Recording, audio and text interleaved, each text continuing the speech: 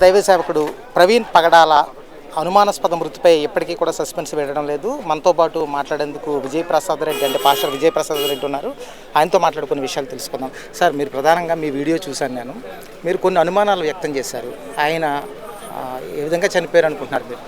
అంటే అనుమానాన్ని మీరే అంటున్నారు కాబట్టి అదే సార్, ఎలా చనిపోయాడు అనేది మాకు తెలియదు కాబట్టి ఇన్వెస్టిగేషన్ చేసి మాకు పూర్తి ఇన్ఫర్మేషన్ ఇవ్వమని అడుగుతున్నాం సార్. మేము ఏం జరిగిందనేది మాకు తెలియదు. ఇప్పుడు యాక్చువల్లీ క్రైస్తవ ప్రపంచం అంతా కోరుకునేది ఒకటే, మీరు పూర్తిగా ఇన్వెస్టిగేషన్ చేసి మాకు దర్యాప్తు చేసి అది కొంచెం సీరియస్గా చేసి త్వరితగతిన మాకు వివరాలు ఇవ్వండి అని అడుగుతున్నాం.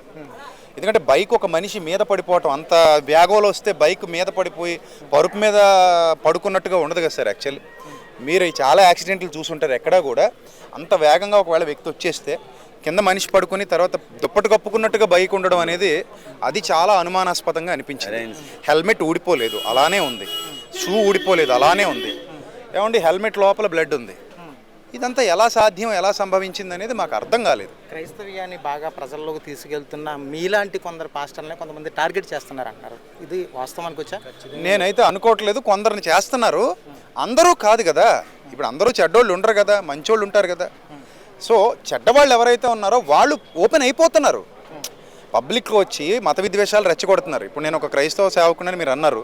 నేను ఎప్పుడు హైందవుల్ని రెచ్చగొట్టను, ప్రేమగా మాట్లాడతాను. ఇస్లాం వారిని రెచ్చగొట్టం మేము ఎవరిని కూడా. మాకు అందరూ కావాలి, వీఆర్ ఆల్ ఇండియన్స్ అనేది మా ఫస్ట్ మోటివ్. మనం భారతీయులం ఫస్ట్, తర్వాత మతాలు. ఎవరి మతం వాళ్ళది, ఎవరి విశ్వాసం వాళ్ళది. దాన్ని అందరూ గౌరవించుకోవాలి, పరస్పర గౌరవం ఉండాలి. అలా మేము అందరితో కలిసిమెలిసిపోతున్నాం. కానీ పబ్లిక్ డొమైన్లోకి వచ్చి క్రైస్తవులను దూషించేవాళ్ళు, ఇస్లాంను దూషించేవాళ్ళు, మరియని క్రీస్తుని దూషించేవాళ్ళు, బైబిల్ని దూషించేవాళ్ళు యూట్యూబ్లో వీడియోలు పెడుతుంటే ప్రభుత్వాలు ఏం చేస్తాయి అనేది మీరు అడగాలి సార్, మీడియా తరఫున.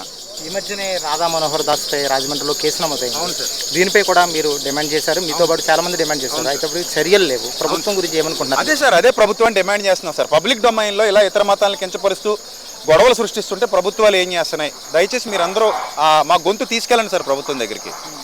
స్పందించారండి లోకేష్ కానీ, నారా చంద్రబాబు నాయుడు కమిటీ వేస్తానన్నారు. దాని గురించి ఏం చెప్తారు? ఏమండి, కమిటీ వేస్తారు. ఇప్పుడు అది కమిటీ వేసిన తర్వాత చూద్దాం సార్. బాడీని తీసుకొస్తున్నట్టున్నారు, వేశారా సార్? ఆ కమిటీలో మాకు న్యాయం చేస్తే చాలా హ్యాపీ సార్. ఇదే సార్, యూట్యూబ్లో ఇలా పబ్లిక్గా వేదిక దూషించడం మంచిది కాదు, అలా చెయ్యొద్దు. వాళ్ళ మీద కఠిన చర్యలు తీసుకోండి. భారతీయులందరూ ఐకమత్యంగా ఉండే వాతావరణాన్ని ప్రభుత్వాలు క్రియేట్ చేయాలనేది మా కోరిక.